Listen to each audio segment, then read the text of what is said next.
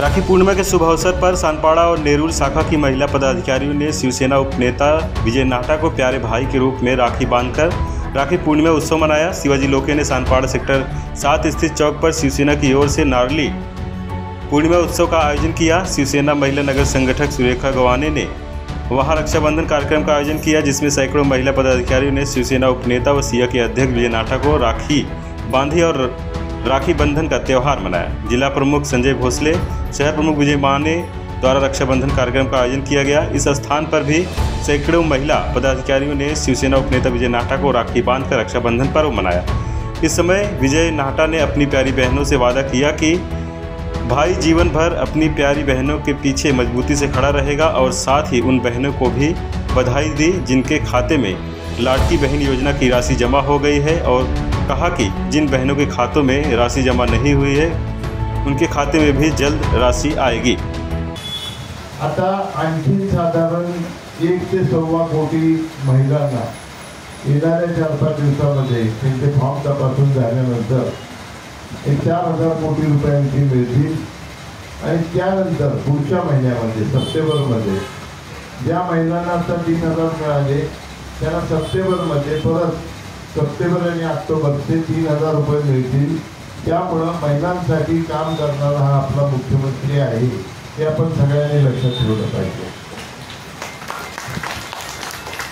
आता विजय माने साहेब म्हटले तसे अनेक लोकांनी अनेक वर्षे 1947 पासून सत्तेमध्ये राहिले, परंतु भगिनींच्या अडचणी, भगिनींबद्दल प्रेम असणारे राज्यकर्ते फार कमी होते आणि भगिनींबद्दल जास्तीत जास्त प्रेम असणारा आणि नुसतं प्रेम आहे, तोंडी प्रेम नाही, दाखवणारं प्रेम नाही, त्याची अंमलबजावणी करणारा मुख्यमंत्री आपल्याला मिळाला हे आपल्या सगळ्यांचं भाग्य आहे।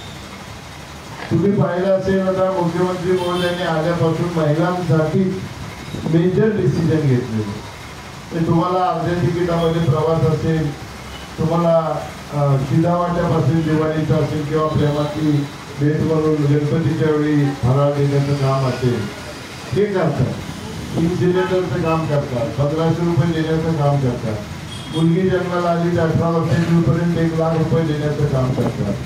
मुलींचं सगळं शिक्षण मोफत करण्याचं काम करतात। असे कितीतरी निर्णय महिलांसाठी साहेबांनी घेतलेले आहेत आणि खरोखर रोजच कार्यक्रम चालू आहेत। म्हणजे असं साधारण आठवड्यामध्ये साधारण मला असं वाटतं 40-45 पब्लिक फंक्शन होतात। त्याचप्रमाणे आजचा दिवस देखील होता। माझे सहकारी लोके यांनी एक आगळा वेगळा स्पर्धेचा कार्यक्रम आयोजित केला होता। म्हणजे हातामध्ये नारळ घ्यायचा आणि दुसऱ्याने तो दुसऱ्या नारळाने फोडायचा आणि तो कार्यक्रम साधारण 10 वाजता सुरू झाला, 1 वाजेपर्यंत चालू होता। अतिशय करमणूक प्रधान आणि लोकांना आनंद देणारा कार्यक्रम त्या ठिकाणी होता।